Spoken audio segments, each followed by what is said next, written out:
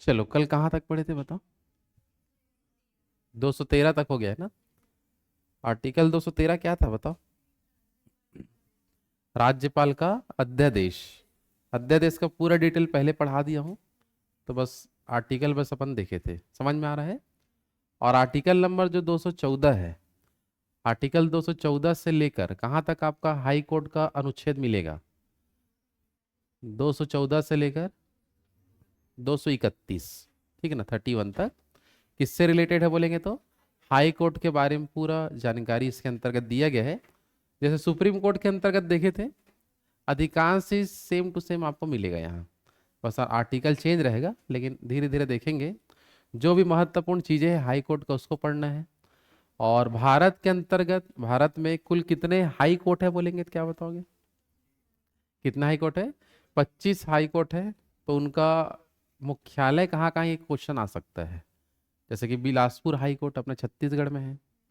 ये Chhattisgarh high court कहाँ है बोलेंगे तो बिलासपुर में है। तो अपने यहाँ का पता है, वैसे हर एक जो 25 हाई कोर्ट है वो कहाँ कहाँ है उसको भी एक बार देखेंगे। और जब हाई कोर्ट का एरिया बड़ा हो जाता है तो उसके लिए एक खंडपीठ बनाते हैं। क्या बनाते हैं, खंडपीठ। तो दोनों जगह हाई कोर्ट का काम चलता है, 2 जगह 3 जगह अलग अलग क्षेत्रों के लिए हाई कोर्ट का ही एक अलग से खंड बना देते हैं। एक बड़ा मुख्यालय तो रहेगा ही रहेगा, उसका छोटे छोटे मुख्यालय भी रहेंगे कहीं कहीं। तो उसको खंडपीठ बोलते हैं। क्या बोलते हैं, खंडपीठ। तो वो सब के बारे में यहाँ पढ़ना है अपन को। क्लियर है सबका। चलो चलो हाई कोर्ट को हिंदी में हम क्या बोलते हैं जल्दी बताओ। उच्च न्यायालय, ठीक है।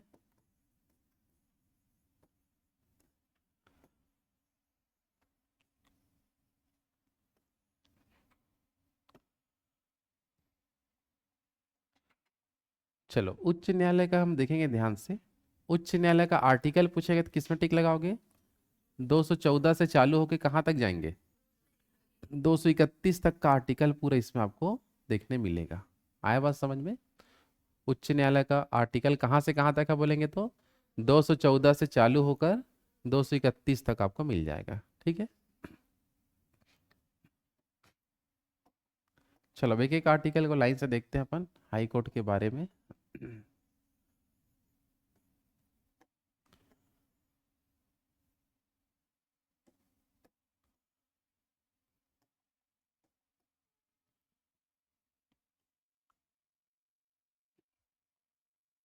चलो तो हाई कोर्ट के अंतर्गत सबसे पहले हम देखते हैं आर्टिकल नंबर 214। किसमें देखते हैं, आर्टिकल जो 214 है इसमें क्या चीज़ की चर्चा किया गया है। तो इसमें आर्टिकल 214 में बताया गया है कि प्रत्येक राज्य में एक हाई कोर्ट होगा, ऐसा बताया गया है। प्रत्येक राज्य में क्या होगा कि जल्दी बताओ, हाई कोर्ट होगा, ऐसा बताया गया है, ठीक है ना। इस आर्टिकल में यहाँ लिखा है 214। तो राज्यों के लिए हाई कोर्ट का गठन किस आर्टिकल के तहत करते हैं, 214 के तहत होता है। और प्रत्येक राज्य में एक हाई कोर्ट होगा, उसको हम बात करेंगे, ठीक है ना। और बताया इसमें दूसरा चीज ये भी लिखा है कि संविधान बनने से पहले, क्या बोल रहा हूं मैं, संविधान बनने से पहले अंग्रेजी शासन काल में भी हाई कोर्ट होते थे। जैसे Madras high court, Bombay high court, ये अंग्रेजी शासन काल का है। तो जहां वो हाई कोर्ट था वहां आज भी रहेगा, उसको नहीं हटा सकते। ऐसा लिखे आर्टिकल नंबर 214 में। समझ आ पा रहा है। तो आर्टिकल 214 क्या बोलते हैं जल्दी बताओ। प्रत्येक राज्य में क्या होगा, हाई कोर्ट होगा। और संविधान निर्माण के पहले जो हाई कोर्ट थे वो यथास्थिति बना के रखेंगे, और वो उस क्षेत्र के लिए हाई कोर्ट का काम आज भी करेगा। समझ आ पा रहा है। तो पुराने हाई कोर्ट को बदल सकते हैं क्या, नहीं। पुराने जितने भी हाई कोर्ट थे अंग्रेजी शासन काल में वो आज भी आपको देखने मिलेगा। और भवन भी देखने मिलेगा उसी टाइम का। जैसे बम्बई हाई कोर्ट देखना, फोटो समझ आ रहा है, वो अंग्रेजी शासन काल का है जो आज भी है। आया बात समझ में। ठीक। तो आर्टिकल 214 क्लियर है सबका, क्या है ये। चलो अब आते हैं आर्टिकल नंबर 214 के बाद आर्टिकल 215। आर्टिकल 215 में ये लिखा है, जैसे कि हम देखे थे सुप्रीम कोर्ट को, सुप्रीम कोर्ट के अंतर्गत जितने भी केस जाते हैं तब सुप्रीम कोर्ट अपना फैसला सुनाता है। और जो भी फैसला सुनाता है उसको लिखा जाता है ना। और वही फैसला ही एक कानून बन जाता है। क्या बन जाता है, कानून, जो देश में हर एक न्यायालय में लागू होगा। समझ आ पा रहा है। तो सुप्रीम कोर्ट का हर एक फैसला क्या होता था, अपने आप में कानून होता था, जो उससे छोटे न्यायालय में वो लागू हो जाता था। तो उसको हम बोलते थे अभिलेख न्यायालय। कौन सा न्यायालय? तो अभिलेख न्यायालय की शक्ति सुप्रीम कोर्ट को प्राप्त था। उसी टाइप से अनुच्छेद 215 को भी अभिलेख न्यायालय की शक्ति प्राप्त है। कौन सा, जल्दी बताओ? अभिलेख न्यायालय। तो सॉरी, हाई कोर्ट को अभिलेख न्यायालय की शक्ति किस अनुच्छेद के तहत प्राप्त है बोलेंगे तो 215 के तहत। इसमें भी वही सेम होगा। हाई कोर्ट के अंदर हम जो भी फैसला सुनाएंगे, इससे छोटे वाले न्यायालय, जिला न्यायालय हो गया या उससे भी छोटे जो न्यायालय होते हैं, वहां उसको माना जाएगा और उनके लिए भी कानून बन सकता है। सुप्रीम कोर्ट जो फैसला सुनाया उसके नीचे वाले भी वैसे सुना सकते हैं, वैसे हाई कोर्ट जैसे सुनाया तो उसके नीचे वाले भी सुना सकते हैं। समझ आ पा रहा है कि नहीं, जल्दी बताओ? लेकिन हाई कोर्ट के फैसले के आधार पर सुप्रीम कोर्ट वैसे नहीं सुना सकता क्योंकि उससे बड़ा न्यायालय है। आया बात समझ में? तो छोटा न्यायालय के लिए अभिलेख न्यायालय के हिसाब से वो काम करता है। तो उसका हर एक फैसला लिखा जाएगा और इससे छोटे न्यायालयों में उसको माना जाएगा, या उस आधार पर हम फैसला सुना सकते हैं। आया कि नहीं, जल्दी बताओ? क्लियर है सबके यहाँ तक? चलो। तो आर्टिकल 214 क्या है, जल्दी बताओ एक बार फट से। प्रत्येक राज्य में क्या होगा, एक हाई कोर्ट होगा, और संविधान के पहले जो हाई कोर्ट थे वो यथास्थिति बना के रखेंगे। समझ आ पा रहा है? आर्टिकल 215 क्या है बोलेंगे तो हाई कोर्ट को अभिलेख न्यायालय की शक्ति प्राप्त है। इनके द्वारा दिया गया हर एक फैसला उनसे छोटे वाले न्यायालयों के लिए अभिलेख का काम करेगा। क्या इसका काम करेगा? अभिलेख का काम करता है। अभिलेख मतलब लिखा हुआ पूरा पॉइंट, सेम टू सेम वही काम छोटे न्यायालय में भी हो सकता है। आ रहा है कि नहीं समझ में? क्लियर है तक सबका? चलो। तो ये लिखा है प्रत्येक राज्य में हाई कोर्ट होगा, बस आर्टिकल 215 के तहत होता है। गठन में यहाँ सॉरी गलत बोल दिया था, गठन 214 के तहत नहीं है। बस इसमें क्या लिखा है, प्रत्येक राज्य के लिए क्या होगा, हाई कोर्ट होगा। समझ आ रहा है? लेकिन हाई कोर्ट का जो गठन का अगर हम बात करते हैं तो आर्टिकल 216 में किया गया है। किसमें किया गया है? तो आर्टिकल 216 के तहत किसका हम गठन की बात करते हैं, तो हाई कोर्ट का गठन 216 के तहत होगा, जिसमें एक मुख्य न्यायाधीश होगा और कुछ अन्य न्यायाधीश होंगे। एकदम अन्य न्यायाधीश की संख्या फिक्स नहीं है।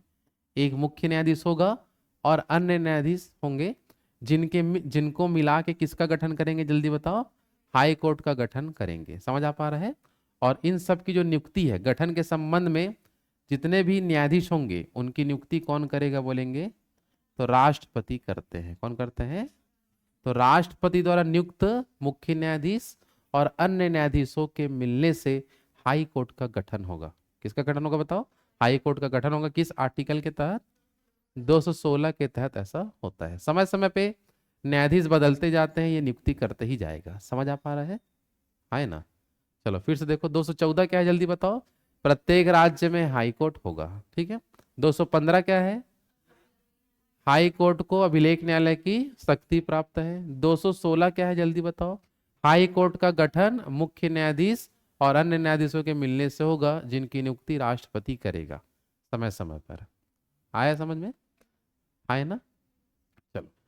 तो ये गठन के संबंध में देखें, लेकिन अब हम देखते हैं नियुक्ति के संबंध में कि न्यायाधीशों की नियुक्ति किस आर्टिकल के तहत किया जाता है। ये तो न्यायाधीशों के मिलने से हाई कोर्ट का क्या होता है, गठन। और नियुक्ति कौन करता है बोलेंगे तो राष्ट्रपति। हमको अलग से नॉलेज है, ये नियुक्ति करेगा। समझ आ रहा है? लेकिन नियुक्ति एग्जैक्ट किस आर्टिकल के तहत होता है, तो आर्टिकल नंबर 217। क्या बताओगे? आर्टिकल 217 के तहत हम बात करेंगे। दो प्रकार के न्यायाधीशों की यह नियुक्ति होगा, जिसमें से एक हम क्या बोलते हैं, मुख्य न्यायाधीश की नियुक्ति होगा, और दूसरा क्या बताओगे, अन्य न्यायाधीश की क्या होगा, नियुक्ति होगा। समझ आ पा रहा है? जब मुख्य न्यायाधीश की नियुक्ति राष्ट्रपति करता है, कौन करता है जल्दी बता दो? राष्ट्रपति। तो उस समय वो दो लोगों से सलाह लेगा। कितने लोगों से सलाह लेगा? दो लोगों से। पहला होगा सुप्रीम कोर्ट का मुख्य न्यायाधीश से सलाह लेगा राष्ट्रपति। सुप्रीम कोर्ट के क्या बोला मैं, मुख्य न्यायाधीश से सलाह लेगा। और दूसरा, जिस स्टेट में मुख्य न्यायाधीश की नियुक्ति हो रहा है उस स्टेट के राज्यपाल से भी सलाह लिया जाता है। किससे सलाह लेगा जल्दी बताओ? राज्यपाल से भी क्या लेगा, सलाह। आया कि नहीं समझ में? तो ये आप ध्यान रखेंगे, आर्टिकल 217 के तहत हाई कोर्ट में मुख्य न्यायाधीश की भी नियुक्ति होता है और अन्य न्यायाधीशों की भी क्या होता है, नियुक्ति होता है। क्वेश्चन आता है एग्जाम में, बहुत बार पूछा गया है क्वेश्चन कि हाई कोर्ट में मुख्य न्यायाधीश की नियुक्ति करते समय राष्ट्रपति किनसे सलाह लेता है। ऑप्शन कथन ए में लिखे रहेगा सुप्रीम कोर्ट का मुख्य न्यायाधीश, समझ आ पा रहा है। इसके अलावा लिखे रहेगा दूसरा में प्रधानमंत्री से भी सलाह लेता है क्या, या राज्य के राज्यपाल से सलाह लेगा। तो कौन सा गलत है इसमें से, प्रधानमंत्री सलाह लेता है क्या, नहीं। किससे लेगा, सुप्रीम कोर्ट का मुख्य न्यायाधीश और उस स्टेट का राज्यपाल जिस स्टेट में वो नियुक्त होके आ रहा है, समझ आ पा रहा है। और अन्य न्यायाधीश के संबंध में ये 3 लोगों से सलाह लेगा। कितने लोगों से सलाह लेता है, 3। अन्य न्यायाधीश की नियुक्ति समय राष्ट्रपति 3 लोगों से सलाह लेता है, जिसमें से पहला क्या बताओगे, सुप्रीम कोर्ट का मुख्य न्यायाधीश, उस राज्य का राज्यपाल, और जिस हाई कोर्ट में वो जा रहा है उस हाई कोर्ट के मुख्य न्यायाधीश से, उस हाई कोर्ट के क्या बता दो, मुख्य न्यायाधीश से भी सलाह लेगा वो। जैसे मान लो हम बात करते हैं छत्तीसगढ़ हाई कोर्ट में अन्य न्यायाधीश की नियुक्ति हो रहा है, इमेजिन बस करो। तो राष्ट्रपति किससे किससे पूछेगा, सुप्रीम कोर्ट के मुख्य न्यायाधीश से, किसको नियुक्त करना है, छत्तीसगढ़ के राज्यपाल से, और छत्तीसगढ़ हाई कोर्ट का जो मुख्य न्यायाधीश है उससे भी पूछेगा कि उसी के हाई कोर्ट में वो आ रहा है, समझ आ पा रहा है। तो जिस हाई कोर्ट में वो आ रहा है वहां के मुख्य न्यायाधीश को भी पूछेगा वो हाई कोर्ट के अंदर, समझ आ पा रहा है। तो मुख्य न्यायाधीश के संबंध में 2 लोगों से सलाह लेगा राष्ट्रपति, और अन्य न्यायाधीश के संबंध में 3 लोगों से सलाह लेता है। इतना आपको याद रखना है, क्लियर सबका, हाँ है ना। चलो तो फिर से एक बार देखो हम क्या क्या समझे हैं। आर्टिकल 214 क्या है, तो क्या बताओगे, प्रत्येक राज्य का एक, प्रत्येक राज्य में क्या होगा, हाई कोर्ट, और संविधान के पहले वाले को नहीं हटा सकते, ठीक है। 215 क्या है, तो हाई कोर्ट को अभिलेख न्यायालय की शक्ति प्राप्त है। 216 के तहत हाई कोर्ट का गठन होता है मुख्य न्यायाधीश और अन्य न्यायाधीशों के मिलने से, समझ आ रहा है। मुख्य न्यायाधीश और अन्य न्यायाधीश की नियुक्ति 217 के तहत कौन करता है बोलेंगे तो राष्ट्रपति करता है। मुख्य न्यायाधीश के संबंध में कितने लोगों से सलाह, 2 लोगों से, किससे किससे, सुप्रीम कोर्ट का मुख्य न्यायाधीश और उस स्टेट का राज्यपाल। और अन्य न्यायाधीश के समय कितने लोगों से सलाह, 3 लोगों से लेगा। पहला सुप्रीम कोर्ट का मुख्य न्यायाधीश, राज्यपाल और हाई कोर्ट का मुख्य न्यायाधीश, 3 लोगों से क्या ले सकता है, सलाह। क्लियर सबके यहाँ तक।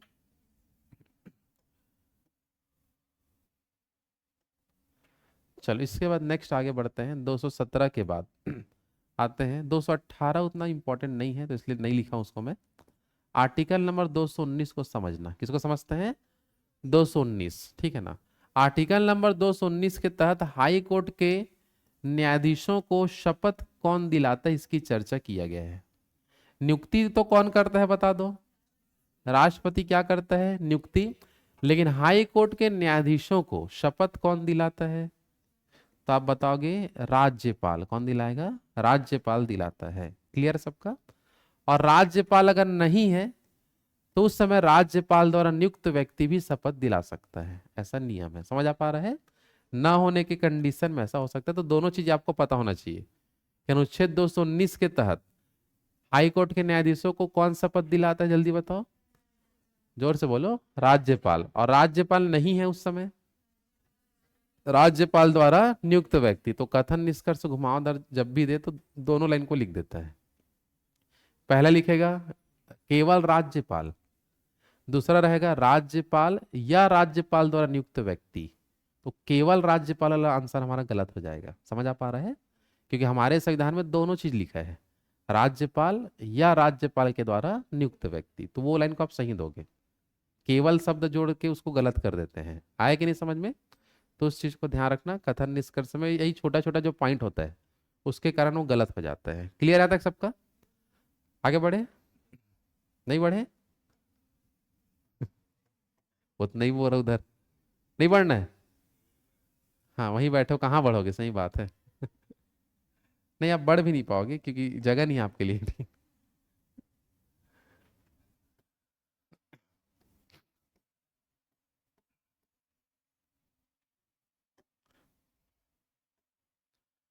चलो हाई कोर्ट के बारे में देख लो, कहाँ से कहाँ तक आर्टिकल है, जल्दी बताओ भाई। 2 से 14 से लेकर 231 तक आपको मिल जाएगा।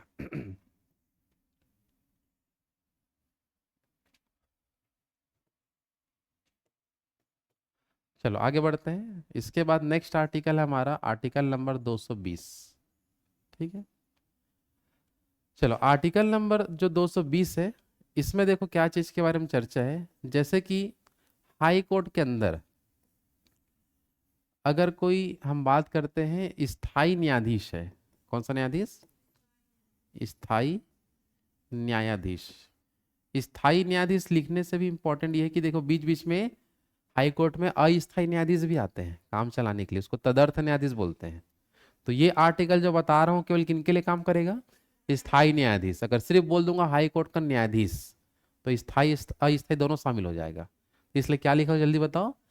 हाई कोर्ट का अगर कोई स्थायी न्यायाधीश का पद ग्रहण कर चुका है, ठीक है ना, और पद ग्रहण करने के बाद अगर वो मान लो कि रिटायर हो जाता है, ठीक है ना, तो कहाँ कहाँ वो वकालत नहीं कर सकता है, या उसी को हम बोल सकते हैं कहाँ कहाँ वो प्रैक्टिस, मतलब न्यायालय में उसको प्रैक्टिस बोलते हैं अपन, या अभ्यास, ठीक है ना, कहाँ कहाँ वो कर सकता है और कहाँ वो नहीं कर सकता है। समझ आ पा रहा है?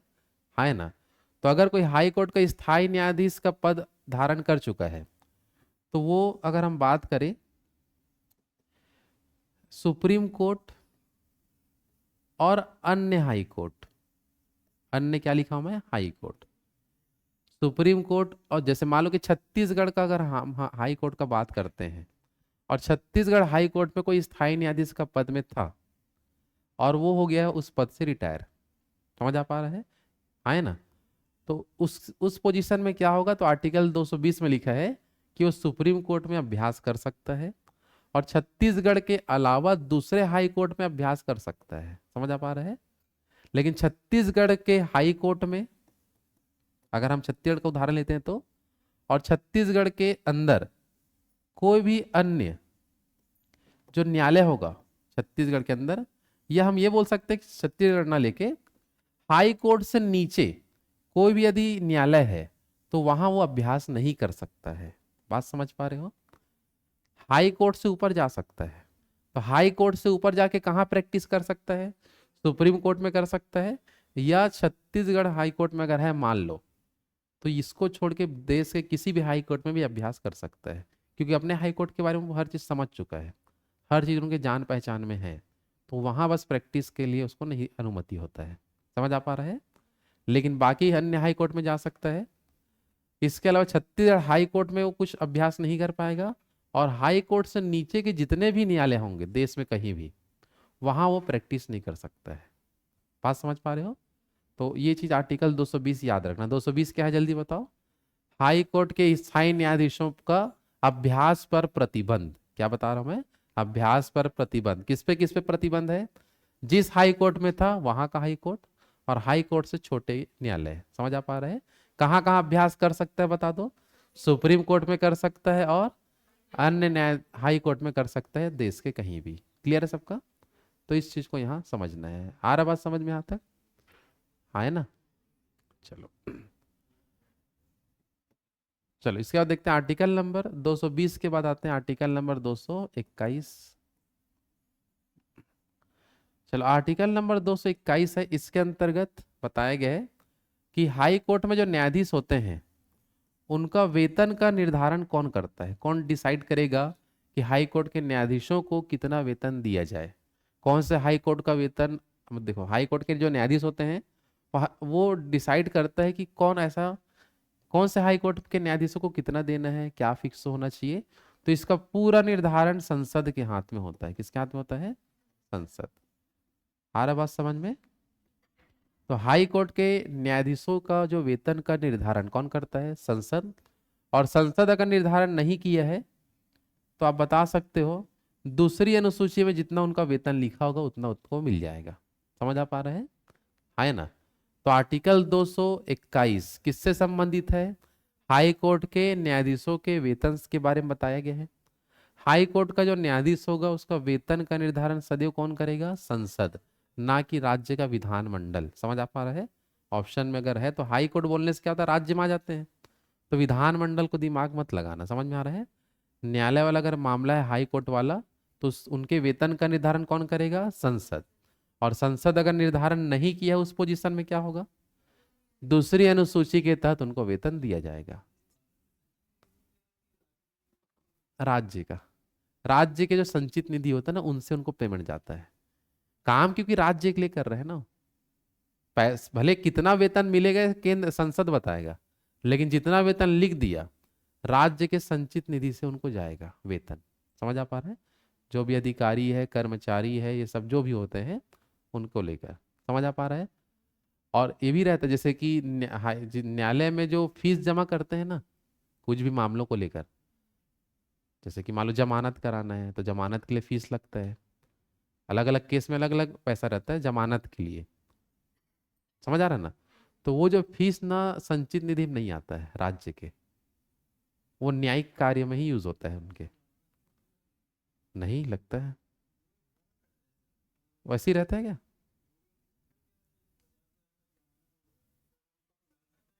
अच्छा अच्छा, जब जमा करना पड़ता है ना। ठीक ठीक, मतलब जमानत ले लिए है और मान लो।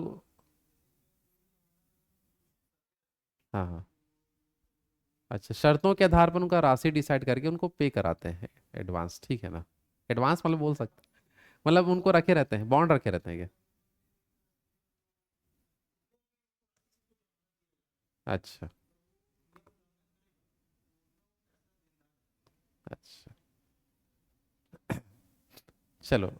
लेकिन वकील लोग मांगते हैं वो बता रहा हूँ मैं वो अलग चीज है। नहीं नहीं, जमानत में इतना लगेगा ऐसा बोलते हैं क्योंकि क्योंकि अब वो नहीं पता कि हाई, जैसे मान लो कि जिला न्यायालय जैसे मेरा ही कोई एक फ्रेंड था, अब क्या बताऊं, ठीक नहीं उसका मतलब बालोद जो हाई कोर्ट में, बालोद सॉरी बालोद बोलता हूँ, बालोद जो जिला न्यायालय है उसमें जमानत करा था उसको। उसके जमानत मतलब जब भी उसका अर्जी लगाते थे जमानत के लिए तो हर बार 25,000 लेता था। अच्छा, लगाने के लिए है ना? हाँ, तो वही बोला, मतलब किसी मामले में अगर पैसा आता है तो हाँ वो चलो ठीक है ना, यहाँ तक क्लियर सबका। चलो फिर से देखते हैं। तो इनके वेतन का निर्धारण कौन करेगा जल्दी बता दो? संसद। और नहीं करेगा तो किस आर्टिकल के तहत? दूसरी अनुसूची के तहत होता है। क्लियर है सबका यहाँ तक? चलो बात है आर्टिकल नंबर 222, 221 तक क्लियर है सबका? है ना? चलो आर्टिकल 222 के तहत देखो, राष्ट्रपति के पास एक पावर होता है। वीटो पावर नहीं भाई, वीटो पावर तो पढ़ चुके हो।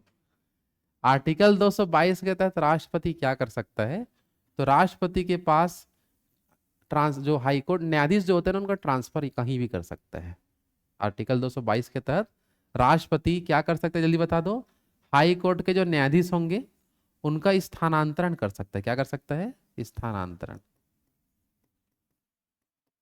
तो ये चीज आपको ध्यान रखना है कि किसी भी हाई कोर्ट के न्यायाधीश को एक हाई कोर्ट से किसी दूसरे हाई कोर्ट में अगर ट्रांसफर करना है तो ये केवल कौन कर सकता है? राष्ट्रपति। किस आर्टिकल के तहत? 222 के तहत ये नियम बताया गया है कि भारत का राष्ट्रपति हाई कोर्ट के जो भी न्यायाधीश होंगे उनका स्थानांतरण कर सकता है। लेकिन राष्ट्रपति को पता कैसे रहेगा कि इसको कहाँ भेजना है? तो उसके लिए उसको सलाह लेना पड़ता है। और ये किससे सलाह लेगा? तो ये सुप्रीम कोर्ट का जो मुख्य न्यायाधीश होता है, जिसको हम चीफ जस्टिस ऑफ इंडिया बोलते हैं, क्या बोलते हैं, उनसे सलाह लेगा कि स्थानांतरण कहाँ किया जाए। जहां वो बोलेगा राष्ट्रपति वहां उनका स्थानांतरण करेगा। समझ आ पा रहा है? तो आर्टिकल 222 दो स्थानांतरण से संबंधित है हाईकोर्ट के न्यायाधीशों का। तो न्यायाधीशों का स्थानांतरण पर जो मुख्य रूप से किस पर किसका अधिकार होता है करने का? राष्ट्रपति का। लेकिन किससे परामर्श लेके करेगा जल्दी बताओ? सुप्रीम कोर्ट के मुख्य न्यायाधीश से परामर्श लेके कर सकता है। क्लियर है सबके यहाँ तक? है ना? चलो नेक्स्ट देखते हैं आर्टिकल नंबर 223। यहां तक क्लियर सबको? देख लो फिर से देखो, 222 में क्या था जल्दी बताओ? आर्टिकल 220 क्या था? हाई कोर्ट में स्थायी न्यायाधीश जो अगर बन गया है तो उनके अभ्यास पर क्या लगाएंगे? प्रतिबंध। कहाँ कहाँ प्रतिबंध होगा? जिस हाई कोर्ट में था वहां, और उससे नीचे वाले हाई कोर्ट। कहाँ कहाँ प्रतिबंध नहीं होगा? सुप्रीम कोर्ट और अन्य हाई कोर्ट। समझ आ पा रहा है? 221 क्या है जल्दी बताओ? वेतन का निर्धारण कौन करेगा? संसद। और नहीं करेगा तो दूसरी अनुसूची। 222 क्या है? राष्ट्रपति हाई कोर्ट के न्यायाधीशों का क्या कर सकता है? स्थानांतरण किससे सलाह लेके? सुप्रीम कोर्ट के मुख्य न्यायाधीश से सलाह लेके करेगा। क्लियर है सबका? चलो 223 के तहत अगर हम देखेंगे ध्यान से तो यहां इस 223 के तहत भी राष्ट्रपति कुछ कार्य करेगा यहां। तो राष्ट्रपति आर्टिकल 223 के तहत क्या चीज करता है तो आप बताओगे? कार्यकारी मुख्य न्यायाधीश की नियुक्ति करेगा। किसकी नियुक्ति करेगा जल्दी बताओ? कार्यकारी मुख्य न्यायाधीश। कार्यकारी मुख्य न्यायाधीश। तो इस चीज को आपको ध्यान रखना है। अच्छा, ये कार्यकारी मुख्य न्यायाधीश क्या होता है? तो हाई कोर्ट का अगर कोई हाई कोर्ट का मुख्य न्यायाधीश अगर अनुपस्थित है या उनका पद खाली है मान लो, तो उस समय राष्ट्रपति क्या करते हैं जल्दी बताओ? कार्यवाहक, कार्यकारी बोल सकते हैं या कार्यवाहक भी बोल सकते हैं। क्या बोल सकते हैं? कार्यवाहक। कार्यवाहक मुख्य न्यायाधीश की क्या कर सकता है? नियुक्ति कर सकता है।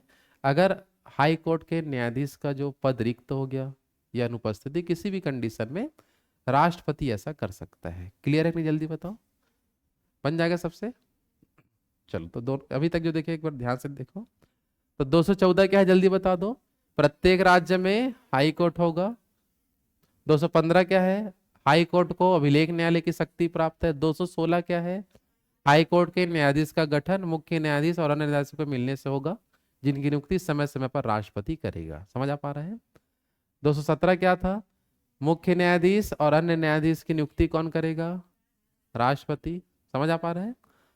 और सलाह सबको क्लियर है ना? किससे सलाह लेता है? 216 क्लियर है? न्यायाधीशों को शपथ कौन दिलाएगा? राज्यपाल दिलाएगा।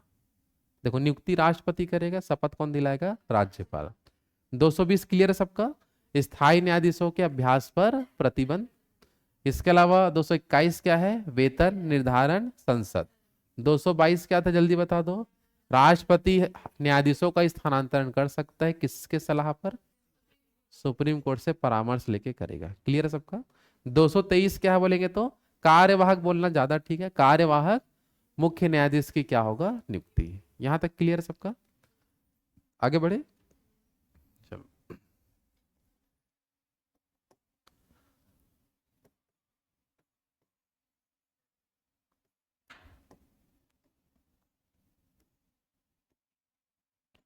चलो इसके बाद देखते हैं आर्टिकल टोटल कहां से कहां तक है हाई कोर्ट में?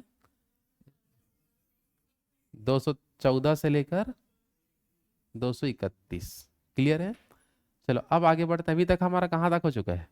223 हो चुका है। अब किस में आते हैं? 224 जो आर्टिकल है इसमें देखो क्या चीज के बारे में बताया गया है। ठीक है, जैसे इसके तहत क्या होता है कि जैसे किसी राज्य के हाई कोर्ट का जो मुख्य न्यायाधीश है ये राष्ट्रपति से सलाह लेकर, किससे सलाह लेकर? राष्ट्रपति से क्या लेकर जल्दी बताओ? सलाह लेकर। इसमें सलाह लेने के बाद क्या होगा? हाई कोर्ट या किसी अन्य हाई कोर्ट में जो काम करने वाला व्यक्ति है उसको हाई कोर्ट में काम करवाने के लिए बुला सकता है। मान लो जैसे कोई कोई हाई कोर्ट का न्यायाधीश है, वो क्या हो सकता है, मतलब कोई रिटायरमेंट हो चुका है, मतलब क्या हो चुका है? रिटायरमेंट। तो रिटायरमेंट होने के बाद क्या होगा? अगर हाई कोर्ट का में काम उनको जरूरत पड़ता है तो उनको अनुरोध करके बुलाया भी जा सकता है। केवल क्या कर सकते हैं? अनुरोध करके क्या कर सकते हैं? बुला सकते हैं। इसको आपको ध्यान रखना है। समझ आ पा रहे हैं? और ऐसा कौन कर सकता है? तो हाई कोर्ट का जो मुख्य न्यायाधीश होगा, हाई कोर्ट का क्या बता दो? जो मुख्य न्यायाधीश होगा वो अवकाश ग्रहण जो कर चुके हैं उनको हाई कोर्ट में कार्य करने के लिए क्या कर सकता है? अनुरोध कर सकता है। लेकिन ऐसा करने से पहले किसको पूछना पड़ेगा? राष्ट्रपति को। और ये सब काम ना लिखित रूप में नहीं होता है। ये जो मैं जितना भी चीज बताया ये पूरा काम होता है मौखिक रूप से। कौन से रूप से होता है बताओ? मौखिक रूप से ये होगा, ये याद रखना है। समझ आ पा रहे हैं? है ना? क्लियर सबके यहाँ तक?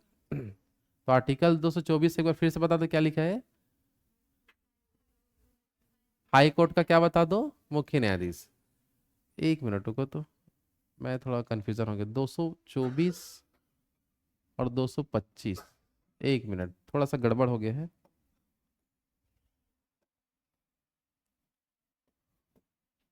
तो सेवानिवृत्ति वाला जो मामला था ना, वो 225 में आ रहा है। सेवानिवृत्ति वाला, सेवानिवृत्ति जो, ये मैं, इसको थोड़ा गड़बड़ हो गया है ना, थोड़ा मिस्टेक हो गया है, थोड़ा ध्यान देंगे इधर। यहाँ ये लिखा है कि अगर मान लो हाई कोर्ट के मुख्य न्यायाधीशों को अगर न्यायाधीश की जरूरत पड़ता है, तो वह अन्य हाई कोर्ट के न्यायाधीशों को बुला सकता है। ठीक है ना। ये हाई कोर्ट में न्यायाधीश बनने के लिए जो योग्य होते हैं उनको भी बुला सकता है। जैसे मान लो छत्तीसगढ़ हाई कोर्ट है, और देश में 25 हाई कोर्ट है ना, अलग से, समझ आ पा रहा है ना पूरा। तो किसी भी हाई कोर्ट के न्यायाधीश को यहाँ बुला के काम करवा सकता है, अनुरोध कर सकता है। आ रहा समझ में। या ऐसा कोई व्यक्ति है जो हाई कोर्ट में न्यायाधीश बनने के लिए योग्य है, तो उनसे भी अनुरोध कर सकता है काम करने के लिए। समझ आ पा रहा है। किस आर्टिकल के तहत? 224। अगर मान लो कि ये लोग भी नहीं मिले काम के लिए, तब सेवानिवृत्त न्यायाधीश को बुलाएगा, ऐसा कहना था, थोड़ा मिस्टेक हो गया था मेरे से। क्योंकि उनके पास ऑप्शन होता है भाई, हाई कोर्ट में केसेस आगे बहुत सारे हैं, और उनको लगता है कि कुछ कार्य करने के लिए न्यायाधीश का एक ग्रुप बनाना है, लेकिन उनके पास न्यायाधीश नहीं है। तो देश के किसी भी हाई कोर्ट के न्यायाधीश को अपने पास काम करने के लिए अनुरोध कर सकता है ना। तो लेकिन किससे अनुमति लेके? राष्ट्रपति। अगर मान लो कि ये नहीं मिलते हैं ना, उस कंडीशन पे क्या होगा? सेवानिवृत्त न्यायाधीश को भी बुला सकता है। किस आर्टिकल के तहत? 225 के तहत। ये तो सेवानिवृत्त वाले में थोड़ा मिस्टेक हो गया था, तो उसको ध्यान रखना, ये सेवानिवृत्त वाले नहीं होंगे, ये किसी भी हाई कोर्ट के हो सकते हैं। समझ आ पा रहे हैं। और ये जो रिटायरमेंट हो चुके हैं वो वाले हैं, उनको भी कार्य के लिए क्या कर सकते हैं? बुला सकते हैं। याद रखना है। क्लियर है सबके यहाँ तक? दोनों याद रहेगा ना। जरूरत पड़ने पर हाई कोर्ट का मुख्य न्यायाधीश दो लोगों को बुलाएगा, एक तो वर्तमान में जो है उनको, और एक क्या है बता दो, सेवानिवृत्त वाले को अनुरोध कर सकता है। क्लियर है? नहीं जल्दी बता दो। ये बैठक में जब कमी हो जाता है ना न्यायाधीशों का, तब बुलाते हैं ज्यादातर। ठीक है। तो ये दोनों को एक साथ आपको याद रखना है। चलो आगे बढ़ते हैं। आर्टिकल नंबर कहाँ तक हमारा हो चुका है, जल्दी बताओ। 225। ठीक है ना। इसके बाद आते हैं 226 में। आर्टिकल नंबर क्या बता दो? 226। जैसे कि हम देखे थे सुप्रीम कोर्ट में, सुप्रीम कोर्ट को अनुच्छेद 32 के तहत 5 प्रकार के रीट जारी करने का अधिकार प्राप्त था, अगर मौलिक अधिकार का हनन होता है तो। समझ आ पा रहा है। उसी प्रकार अगर हम बात करें, अनुच्छेद 226 के तहत हाई कोर्ट को भी रीट जारी करने का अधिकार प्राप्त है। रीट मतलब एक आदेश पत्र होता है, जिनके खिलाफ जारी होता है, उस आदेश को उन्हें मानना पड़ता है। समझ आ पा रहा है। तो हाई कोर्ट भी क्या जारी कर सकता है, जल्दी बता दो? रीट जारी कर सकता है। अब ये रीट कौन कौन से मामले पर कर सकता है, तो पहला बताओगे, अगर मौलिक अधिकार का हनन होता है, मौलिक अधिकार का क्या होता है, जल्दी बता दो? हनन होता है, तो उस कंडीशन में भी ये रीट जारी कर सकता है। समझ आ पा रहा है। और दूसरा, मौलिक अधिकार के अलावा अन्य सभी मामलों पर भी ये रीट जारी कर सकता है। बात समझ पा रहे हो। सुप्रीम कोर्ट रीट जारी कर सकता था केवल किस मामले पर? मौलिक अधिकार। लेकिन ये रीट जारी कर सकता है मौलिक अधिकार का हनन होने पर भी करेगा, और अन्य किसी भी मामले पर भी रीट जारी कर सकता है। तो क्वेश्चन अगर आता है कि रीट जारी करने का जो शक्ति है वो किसके पास ज्यादा है, तो आप किस में टिक लगा पाओगे? हाई कोर्ट के पास ज्यादा है। कौन सा वाला पावर? रीट जारी करने वाला जो पावर है, वो हाई कोर्ट के पास ज्यादा दिया गया है। समझ आ पा रहा है। क्योंकि अपने स्टेट में वो अच्छे से कर पाएगा वो, और सुप्रीम कोर्ट तो पूरा देश भर के लिए होता है, तो इसलिए उनको केवल मौलिक अधिकार का वाला है। लेकिन अन्य कुछ है तो उसके संबंध में रीट हाई कोर्ट जारी कर सकता है। आर्टिकल 226 क्लियर है सबका? तो आर्टिकल 226 और सुप्रीम कोर्ट का आर्टिकल 200, सॉरी, आर्टिकल केवल 32, ये आपको एक साथ याद रखना है। ये था सुप्रीम कोर्ट का रीट, और ये क्या था? हाई कोर्ट का रीट। 32 और 226। ठीक था क्या? कुछ देख लो, ट्रिक बनता है तो बना लो। एक साथ याद रखना है, 32 और क्या है? 226। क्या हो गया?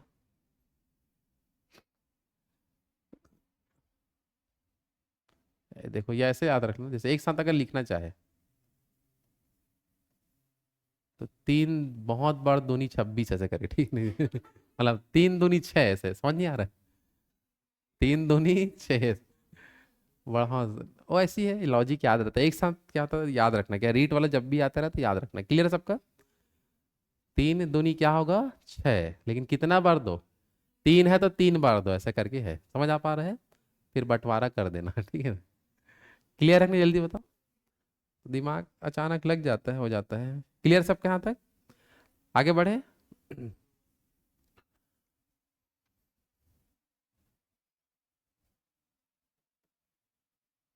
चलो इसके बाद अगर हम देखते हैं इम्पोर्टेंट में और कौन सा आर्टिकल हमारे लिए, यहाँ दो, ये सब क्लियर है सबका? इसके बाद इम्पोर्टेंट में आप ना 228 याद रख लेना। मेन में कौन सा है, जल्दी बताओ। आर्टिकल 228 सिंपल है, देख लो। जैसे कि हाई कोर्ट से नीचे, या हाई कोर्ट से जो कुछ निम्न या निचला जो न्यायालय होता है, हाई कोर्ट से निचला जो न्यायालय होता है, वहां से अपने पास वो केस को मंगवा सकता है। अगर कुछ मामला बहुत दिनों से लंबित है कोई निचला निचला न्यायालय में, तो हाई कोर्ट क्या करेगा, उस मामले को अपने पास क्या करवा सकता है, मंगा सकता है। इसको भी याद रखना है। किस आर्टिकल में यह लिखा है? 228 में यह लिखा है। आए बात समझ में? आए ना? बन जाएगा सबसे। और ये जो सब निचला वाला जो न्यायालय होता है ना, इस पर अधीक्षण कौन करता है? अधीक्षण का मतलब पूरा रूल्स एंड रेगुलेशन कौन बनाएगा? निचले न्यायालय पर। जैसे कि जिला न्यायालय के लिए कौन रूल बनाएगा, या जिला न्यायालय से भी छोटे हैं, तो निचले हाई कोर्ट से नीचे जो भी न्यायालय होते हैं, उनका जो अधीक्षण कौन करता है, तो आप सीधा क्या बताओगे? हाई कोर्ट करता है। ठीक है ना? और इस बात की चर्चा ना 227 में है दरअसल। किसमें, जल्दी बता दो। तो 27 नंबर आर्टिकल में वही लिखा है कि हाई कोर्ट से नीचे जो न्यायालय होंगे, उनको ये अधीक्षण की शक्ति हाई कोर्ट को प्राप्त होगा। किस आर्टिकल के तहत? 227 के तहत ऐसा लिखा है। और 228 क्या है, समझ गया? 228 में क्या लिखा है, जल्दी बताओ। हाई कोर्ट से नीचे जो भी न्यायालय है और उसमें कोई मामला लंबित है, कोई केस, तो उसको अपने पास क्या करवा सकता है, मंगा सकता है। इसको आपको ध्यान रखना है। क्लियर है? जल्दी बता दो, बन जाएगा। अच्छा, ठीक। इसके बाद देखते हैं ध्यान से आर्टिकल नंबर 229। आर्टिकल नंबर जो 229 है, इसके बारे में हम देखें ध्यान से। तो आर्टिकल 229 में ये लिखा है कि हाई कोर्ट के अंतर्गत जो भी अधिकारी होंगे या जो भी कर्मचारी होंगे, जिसको अपन सेवक बोलते हैं, वहां समझ आ पा रहा है? क्या क्या बोला मैं? कोई भी अधिकारी या कोई भी कर्मचारी, कर्मचारी, तो जो भी अधिकारी है या क्या है, जल्दी बता दो, कर्मचारी है, तो समझ आ पा रहा है? तो इनके संबंध में इनका वेतन भत्ता पेंशन, ये सब चीज का जो निर्धारण होगा, उस हाई कोर्ट का मुख्य न्यायाधीश के निर्देशन में होगा। किसके निर्देशन में होगा? हाई कोर्ट का जो मुख्य न्यायाधीश होगा, उनके द्वारा किया जाएगा। साथ ही साथ इनकी हाई कोर्ट के अधिकारी की नियुक्ति, कर्मचारी की नियुक्ति, हाई कोर्ट के लिए अलग से फॉर्म आता है। जब उनकी नियुक्ति होता है तो न्यायालय वाले खुद उनकी नियुक्ति कराते हैं। समझ आ पा रहे हैं? तो अगर मार बातचीत कर रहे हैं हाई कोर्ट के संबंध में, किसके बारे में? तो हाई कोर्ट के अंदर मान लो कि कोई डाटा एंट्री वाला है या कुछ भी है या कुछ अधिकारी है, तो उन सब की नियुक्ति करेगा हाई कोर्ट का मुख्य न्यायाधीश। कौन करेगा? हाई कोर्ट का मुख्य न्यायाधीश।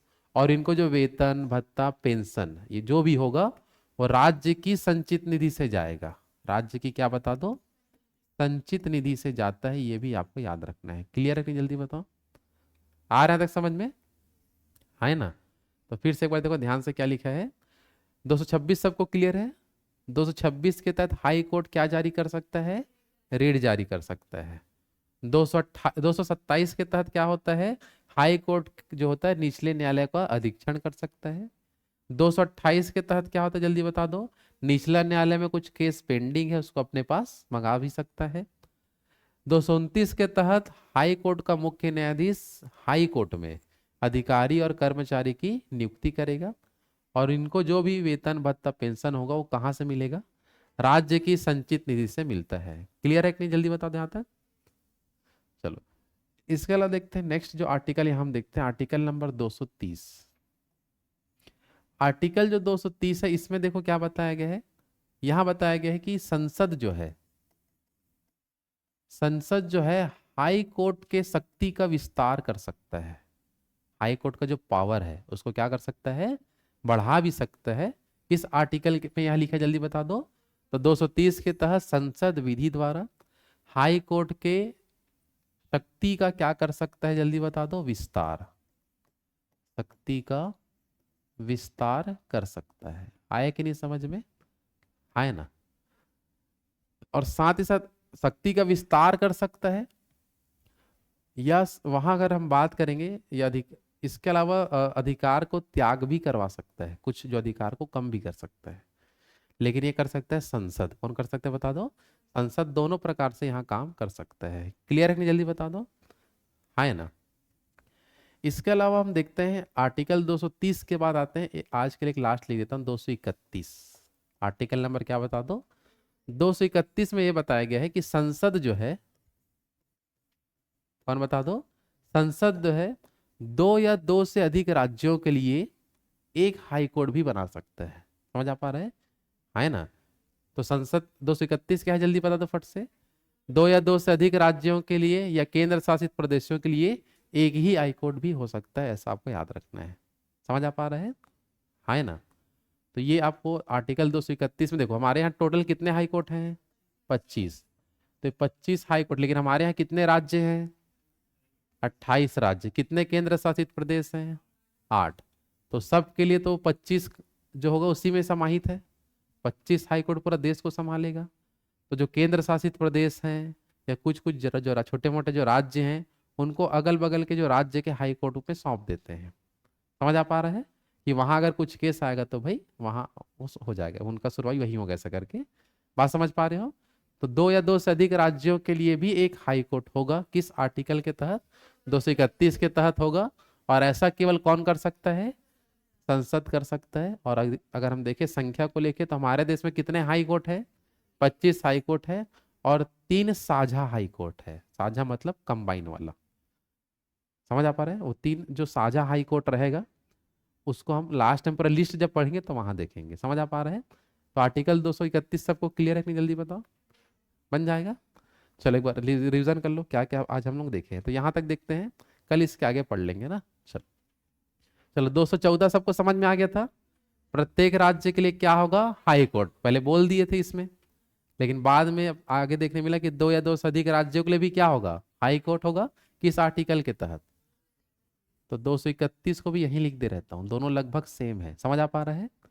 प्रत्येक राज्य के लिए एक हाई कोर्ट होगा। और फिर लिखा है 231 में कि 2 या 2 से अधिक राज्यों के लिए भी एक ही हाई कोर्ट हो सकता है। लेकिन ऐसा कौन कर सकता है, संसद बोलेगा तब कंबाइन होगा। और कंबाइन वाला 3 हाई कोर्ट है भी अपने यहाँ। समझ आ पा रहा है। चलो 215 क्या था, जल्दी बताओ। हाई कोर्ट का अभिलेख न्यायालय शक्ति प्राप्त है। 216 में क्या देखे, हाई कोर्ट का गठन। 217 क्या है, मुख्य न्यायाधीशों की नियुक्ति। सीधा क्या बताओगे, न्यायाधीशों की नियुक्ति। 219 शपथ। 219 क्या है, शपथ। 220 क्या है, जल्दी बता दो, स्थायी न्यायाधीशों पर अभ्यास का प्रतिबंध। 221 क्या है, वेतन।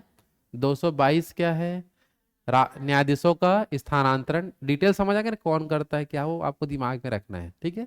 223 क्या है, कार्यवाहक न्यायाधीशों की नियुक्ति हो सकता है। कार्यवाहक न्यायाधीश के अलावा अन्य मतलब कहीं के हाई कोर्ट से भी हम न्यायाधीश में यहाँ मंगवा सकते हैं। समझ आ पा रहे हैं, किस आर्टिकल के तहत, 224। और 225 के तहत सेवानिवृत्त न्यायाधीश को भी बुला सकते हैं। लेकिन इससे क्या हो सकता है, अनुरोध करेंगे कि आ जाइए। और सेवानिवृत्त वाला जो काम होता है वो मौखिक रूप से होता है, ये मैं बोल रहा हूँ, ठीक है। उस समय गलत लिखा गया था वहां। 226 क्लियर है, हाई कोर्ट का रीट। और 32 क्या है, सुप्रीम कोर्ट का रीट। दोनों याद रखे एक साथ। यहां देख लो 227 क्या था, देख लो जल्दी से। हाई कोर्ट के नीचे के न्यायालय के अधीक्षण की उनको शक्ति प्राप्त होगा। और 228 में निचले न्यायालय का केस अपने पास मंगवा भी सकता है। 229 में क्या देखने मिला, अधिकारी और कर्मचारी की नियुक्ति हाई कोर्ट का मुख्य न्यायाधीश करेगा। और उनको पेमेंट कहां से देंगे, राज्य की संचित निधि से। 230 में हमको क्या देखने मिला, संसद हाई कोर्ट के शक्ति का विस्तार भी कर सकता है, कभी भी कर सकता है, त्याग भी कर सकता है। आया बात समझ में। और 231 में देखने मिला कि 2 या 2 से अधिक राज्यों के लिए एक ही हाई कोर्ट होगा। किसके द्वारा ऐसा किया जाएगा, संसद के द्वारा। तो वर्तमान में कुल कितने हाई कोर्ट हैं हमारे यहाँ? 25। और कितने साझा हाई कोर्ट हैं?